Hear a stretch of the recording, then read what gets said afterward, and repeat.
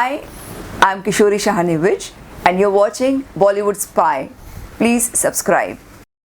नमस्कार मित्रांनो, मी आहे मुंबईचा मुलगा राहुल भोज आणि तुम्ही बघत आहात बॉलीवुड स्पाय, तुमचा फेवरेट चैनल।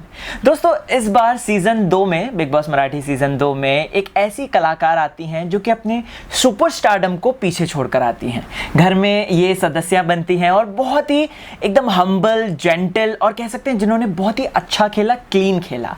तो मेरे साथ बैठी हैं किशोरी शाहने विज जी। बहुत बहुत स्वागत है ma'am. Thank you Rahul, thank you. It's lovely to meeting you and ma'am, पता नहीं मुझे बिलीव नहीं हो रहा, मुझे थोड़ी चूटी काटी है। जोर से काटू। किशोरी जी, सबसे पहले तो यही मैं क्वेश्चन पूछना चाहता हूँ, कैसी रही आपकी जर्नी और प्लस क्या क्या चीज़ें सीखी आपने बिग बॉस के घर से, थोड़ा सा बताएं। जर्नी तो खैर सब ऑडियंस ने देख ही ली और मुझे ऐसे लग रहा है कि मेरे पूरी ज़िंदगी की जर्नी एक तरफ और बिग बॉस की 100 दिन की जर्नी एक तरफ, इतना मुझे अप्स एंड डाउन्स फेस करने पड़े। और यहाँ पे बिग बॉस का घर तो बहुत खूबसूरत था। It was like a 7 star hotel. Her amenities थी, खाना पीना, सुविधाएं सब बिग बॉस ने अवेलेबल करके रखी थी। लेकिन जो कंटेस्टेंट्स है वो बहुत ऊपर नीचे थे। मतलब मैं एक्सपेक्ट नहीं कर सकती कि ऐसे टाइप के कंटेस्टेंट्स होंगे जो आम जिंदगी में कैसे बिहेव करते होंगे पता नहीं, क्योंकि वहीं पर जाकर मेरी फर्स्ट टाइम पहचान हुई सब लोगों से। मेरी किसी से भी पहचान नहीं थी, 1-2-3 एक्टर्स छोड़ के, और बाकी लोग मैं सोच रही थी कि ये ऐसे होते हैं लोग। मतलब इतनी I was shocked and amazed कि ऐसी नेगेटिविटी लेकर आते हैं लोग, गेम प्लान लेके आते हैं कि जो ओरिजिनल है उसके अलावा खेल रहे हैं कि ओरिजिनली वो वैसे हैं। ये बहुत सारी चीज़ें 100 दिन में मैंने एक्सपीरियंस करते करते करते कैसे मैंने 100 दिन काटे ये सिर्फ मैं ही जानती हूँ वहाँ पे। क्या चीज़ आप लेके आई हैं अभी बिग बॉस से, अगर मैं बात करूँ तो? मैं वैसे ही बहुत कूल माइंडेड रही हूँ ऑल माई लाइफ, पेशेंट रही हूँ, लेकिन यहाँ पे आके मुझे इतनी पेशेंट हो गई हूँ कि बिल्कुल गुस्सा ही नहीं आ रहा है। कोई गिर पड़े भी तो मैं अरे गिर पड़ा ऐसे, मतलब इतनी ठंडे दिमाग से हो गई कि भाई वहाँ पे जो अगर इतना ऊंच नीच हो सकता है तो आम जिंदगी तो कुछ भी नहीं है। मतलब जो यहाँ के दाव पेच अगर खेलने पड़े जिंदगी में तो कुछ भी नहीं है जो वहाँ पे खेलने की ज़रूरत है बिग बॉस के घर में। मैं बहुत ज़्यादा पेशेंट और हो गई हूँ। और मतलब कुछ भी चीज़ होती है, घर में भी कुछ हुआ है तो हार्डली 2-4 दिन ही हुए हैं आके। ना मेरा टेम्परामेंट इतना है कि मैं ज़्यादा किसी को इंसल्ट करूँ या किसी से बदतमीज़ी से बात करूँ, लेकिन थोड़ा सा भी कुछ हो तो भी मुझे कुछ गुस्सा ही नहीं आ रहा है, इतनी ठंडे दिमाग की हो। किशोरी जी, मुझे बताएं, आप एकदम अंतिम पड़ाव पे थे, एकदम ऐसे ट्रॉफी को जस्ट पकड़ने ही वाले थे, लेकिन थोड़ा सा पीछे रह गए जी। क्या चूक हुई होगी? चूक देखिए, मैंने पहली बार तो जिंदगी में कभी बिग बॉस देखा ही नहीं, सीजन ही नहीं देखा। हाँ, जब एक आध बार कोई एक आध एपिसोड देख लिया तो उससे कोई गेम तो पता नहीं चलती है। बेसिकली टारगेट करना, ग्रुपिज्म करना, नेगेटिविटी रखना, ये सारी चीज़ें हट के जो एक इंसान बचता है, जैसे मैं एकदम प्लेन स्लेट, ब्लैंक स्लेट लेके मैं अंदर गई और मैं अपनी जर्नी अपने हिसाब से प्रैक्टिकल थी, लॉजिकल थी, वो नापते गई कि कब क्या कदम उठाना है। तो इनफैक्ट महेश जी ने भी मुझे वीकेंड में पूछा कि अगर आज तुम चली गई, कोई एक वीकेंड में जब नॉमिनेटेड थी तो पूछा उन्होंने कि अगर आज चली गई तो तुम्हें क्या लगता है तुम्हारी क्या गलती हो गई। मैंने बोला मैंने क्या गलती की ये समझने के लिए वो टैब बाद में जाके देखना पड़ेगा कि बाकी लोग क्या कर रहे थे और मैं क्या कर रही थी, क्योंकि मेरे हिसाब से जो मुझे कन्विक्शन के साथ में खेल पा रही हूँ वो मैं कर रही हूँ। और आखिर तक मैंने वही मतलब जोर लगाया हुआ था और जो मेरा गेम चल रहा था बहुत ही खूबसूरती से चल रहा था, क्योंकि जैसे ये गेस्ट आए थे बहुत बार घर के अंदर, तो उन्होंने इतना इनकरेज किया, बोले ताई तू तो टॉप 5 यानी ट्रॉफी भी आपकी हो सकती है। इतना मुझे मतलब वो कॉन्फिडेंस दे के जा रहे थे जो भी गेस्ट आ रहे थे। तो लास्ट में भी दो दिन पहले हाँ मेघा जी आई थी, उन्होंने एनकरेज किया, रेशम ने, स्मिता तो फैन है, उन्होंने तो अपने इंटरव्यू में बोला। हाँ बिल्कुल बिल्कुल। और फिर बाद में भी जो हमारे घर के सदस्य भी जो वापस आए थे, जैसे मतलब केलकर था, फिर अपना ये मैडी माधव देवचक्के था, खुद इशारे किए कि ट्रॉफी आपकी है ताई, ट्रॉफी आपकी है। ऐसे करके चले गए थे, तो मेरे लिए तो मतलब 100% मैं सही खेल रही थी जी। बस बाकी अभी उस दिन जो स्टार्स आगे पीछे हो जाते हैं तो ट्रॉफी निकल गई हाथ से। नहीं तो मुझे तो लग रहा है कि आई एम अ विनर, क्योंकि सारे महाराष्ट्र ने, सब लोगों ने मुझे बहुत सपोर्ट किया। आज भी मुझे अभी भी बहुत सारे मैसेजेस आए हुए हैं कि ट्रॉफी नहीं मिली तो क्या हुआ, लेकिन आप ही हमारे लिए है, दिल जीता है और आपने जीत लिया है बिग बॉस हमारे लिए करके। किशोर जी, इस मुकाम पर आकर जो है पीछे हट जाएंगी, मतलब इविक्ट हो जाएंगी, ये सोचा था क्या आपने? मतलब कि देखिए जर्नी तो बहुत डिफिकल्ट थी। जो पहले मतलब 2-3 हफ्ते तो स्मूथली चली, उसके बाद 1-2 हफ्ते बहुत डाउनफॉल लग रहा था मुझे, क्योंकि हर वक्त मुझे जब भी सदस्यों के हाथ में दिया जाता था टास्क फॉर नॉमिनेशन, पहला नाम मेरा होता था। पहला नाम मेरा, पहला टारगेट। मतलब आप ऐसे घर में 100 दिन रह के आए हो जहाँ पे आप अनवांटेड हो, you are not wanted at all. कोई आपसे दिल से बात नहीं कर रहा है, कोई आपके कोई प्रॉब्लम शेयर नहीं कर रहा है। आप गिरते हो तो गिरते हो, आप पढ़ते हो तो पढ़ते हो, आपको कुछ सर दुख रहा है तो कोई है नहीं पूछने के लिए कि आपका सर दुख रहा है, आपको कुछ हुआ, आप टास्क के बाद कैसे लग रहा है आपको, कोई है नहीं। मन से दिल से कोई था ही नहीं मेरा वहाँ पे। जो हालांकि ये सारे बाकी जो ग्रुप बना के बैठे हुए थे तो एटलीस्ट थोड़ा सा तो एक दूसरे से कुछ सपोर्ट था, लेकिन मुझे, मैं अकेले पहले दिन से आखिर तक मैं अकेले थी। जो दिखावा भी था कि एक ग्रुप है, वो ग्रुप भी मेरा था ही नहीं, क्योंकि मेरे पीछे वो लोग बात करते थे, बाद में मुझे बैक स्टैबिंग करते जा रहे थे। सो मैं एक्चुअली फर्स्ट डे से लास्ट डे तक अकेले थी उस घर में।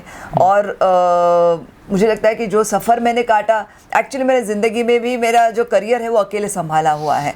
हालांकि अभी मेरी फैमिली का सपोर्ट तो होता ही है हर जगह पे। मम्मी का, जब अनमैरिड थे तो मम्मी फैमिली का सपोर्ट था, अभी शादी के बाद इनका सपोर्ट है, वैसे सपोर्ट तो है, लेकिन वहाँ पे वो सपोर्ट भी नहीं, कोई ना मॉरल सपोर्ट था ना फिजिकल सपोर्ट था, कोई नहीं था। So it was just my alone journey जो मैं बिताते गई वहाँ पर उस घर में। जी।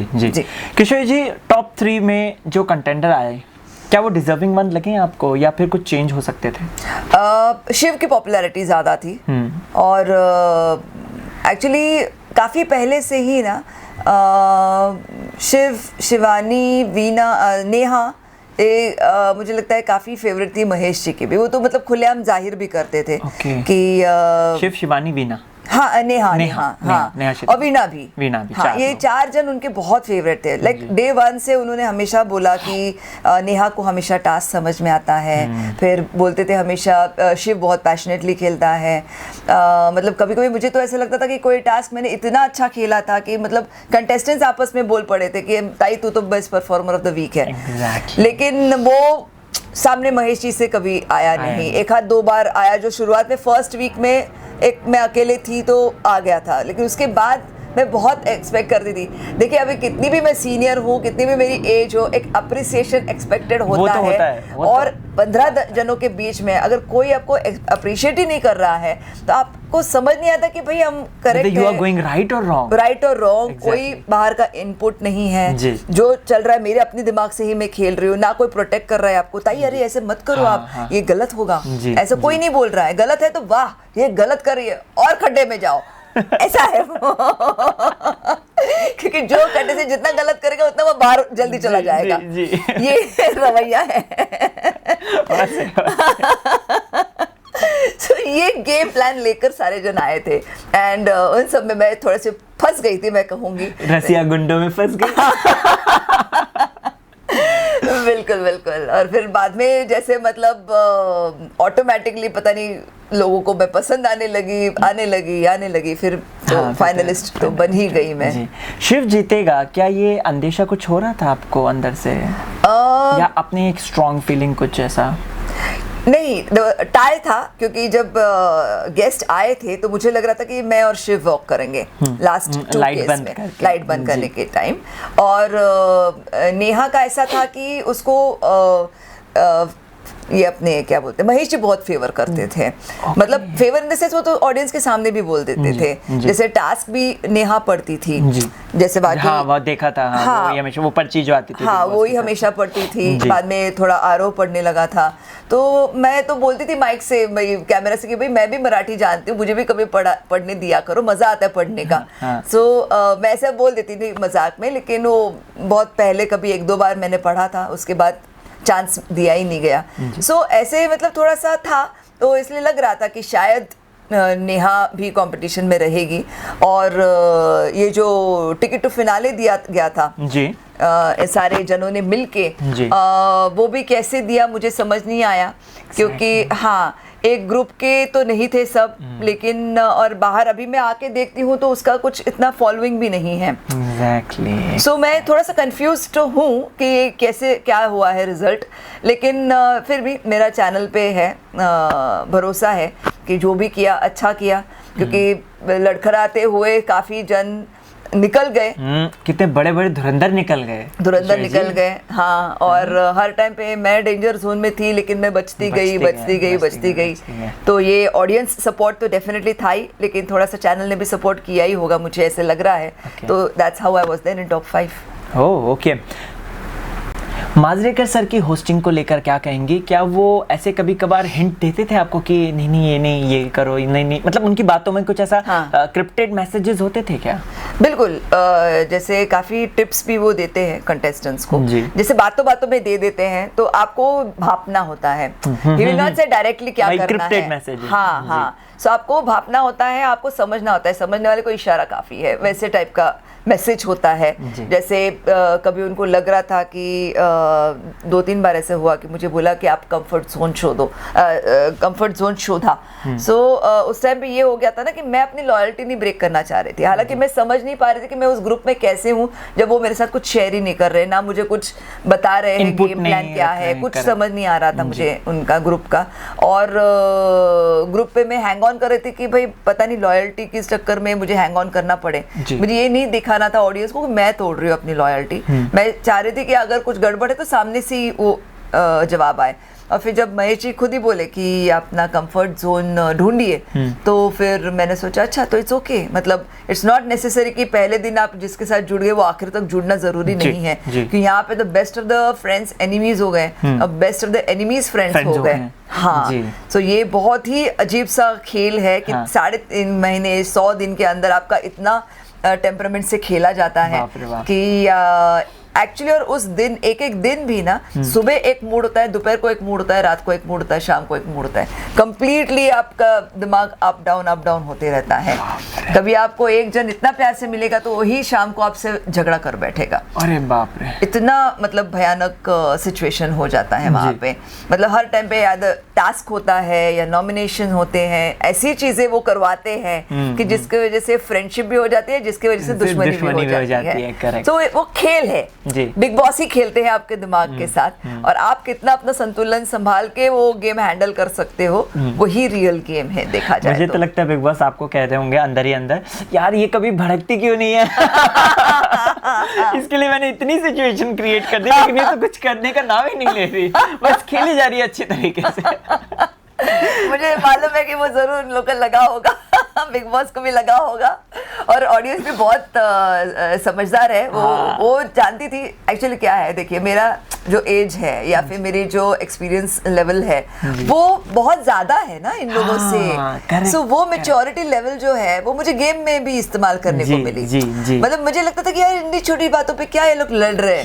अभी टास्क हो गया तो उसके बाद भी उनकी लड़ाइयाँ कंटिन्यू होती थी। मैंने बोला टास्क है, स्पोर्ट है, खत्म। मुझे उसके ऊपर वापस गुस्सा नहीं आता था। जबकि मतलब मैं बहुत जख्मी हुई हूँ, मेरे घुटने टूटे हैं।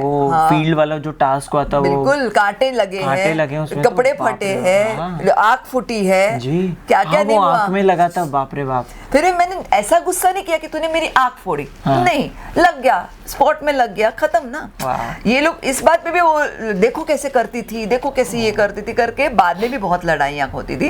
तो वो गुस्सा मुझे नहीं आता था, मुझे लगता था कि टास्क था तो एग्रेशन तो हो गया, सबसे हो गया, खत्म करो कहानी। किशोरी जी, आप घर के अंदर रहकर आई हैं और आपने वीना और शिव के रिश्ते को बहुत क्लोजली देखा होगा।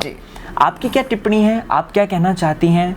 वो चीज़ें जो हमने देखी टेलीविजन में, क्या वो मतलब सिर्फ वहाँ तक की ही सीमित रहेंगी या फिर आगे भी कुछ हो सकता है? या मतलब उनके रिलेशनशिप को आप क्या कहना चाहेंगे शिव और वीना? उनकी रिलेशन तो सामने सामने ग्रो हुई और टुवर्ड्स द एंड, जैसे मतलब ऑलमोस्ट लास्ट के 1 महीने आप बोल सकते हो, पहले 2 महीने तो उनका काफ़ी फ्रेंडशिप चल रहा था और लास्ट के 1 महीने वो काफ़ी ज़्यादा क्लोज हो गए थे और दोनों यंग है और यंग बोले तो भी 28-30 साल के हैं दोनों। सो इट डिपेंड्स कितना उनका फॉरवर्ड जाएगा। एक 100 दिन के फ्रेंडशिप में, वो भी नेशनल टेलीविज़न पे, गेम के अंदर आपका बिहेवियर कैसा है और लाइफ में आप कैसे बिहेव करते हो, कि मैं खुद अभी तक पहचान नहीं पाई हूँ कि वीणा कैसी है जी। हालांकि वो शुरुआत में हम लोग एक ग्रुप था, आखिर तक भी वो थी आगे पीछे, कभी गुस्सा कभी प्यार, कभी ऐसा करते करते 100 दिन, लेकिन मैं उसको तो नहीं समझ पाई हूँ कि वो कितनी टेम्परामेंटल है।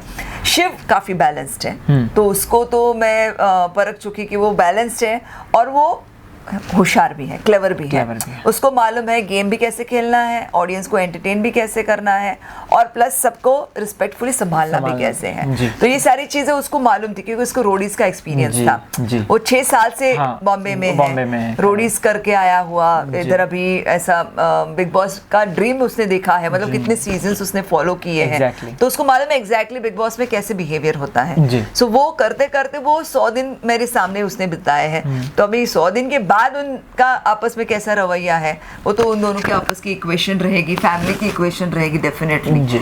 और मेरे लिए तो वो दोनों अगर साथ में रहेंगे तो बहुत अच्छा है। हमारी शुभकामनाएं हैं, शुभेच्छाएं हैं उनके लिए। बट 100 दिन की फ्रेंडशिप में लाइफ पार्टनर बनाना बहुत मुश्किल है आज की तारीख में। ओके किशोर जी, चलते चलते मैं बस आपका एक मैसेज लेना चाहता हूँ उन दर्शकों के लिए जिन्होंने मतलब आपको इतना सारा प्यार दिया, सम्मान दिया, आदर दिया। Please over there. Yes of course, मैं जो 100 दिन मैंने अपने बिग बॉस के घर में बिताए, इसका क्रेडिट मैं केवल आप लोगों को देती हूँ क्योंकि इतनी बार मैं नॉमिनेट हुई इस गेम में, लेकिन हर बार आप लोगों ने मुझे बचाया और आप चाहते थे कि मैं और भी ज़्यादा इस गेम में रहूँ। और आपके ब्लेसिंग से, आपकी शुभकामनाओं से, आपकी वोटिंग की वजह से, सपोर्ट की वजह से मैं 100 दिन वहाँ पे बिता के फाइनलिस्ट बनी और आपका मन जीत लिया है, तो मेरे पास मेरी ट्रॉफी आ गई। Wow, thank you so much ma'am, thank you so much, thank you so much. दोस्तों, ये हैं किशोरी शाहने विज यानी कि किशोरी ताई, और इन्होंने दिल खोल के हमसे बातचीत की। आपको क्या है कहना, कमेंट सेक्शन में जाएं, मुझे ज़रूर बताएं। और इसी तरीके के रोचक और चटपटे इंटरव्यूज से रूबरू मैं कराऊंगा आपको मुंबईचा मुलगा Rahul Bhoj along with camera person Tushar.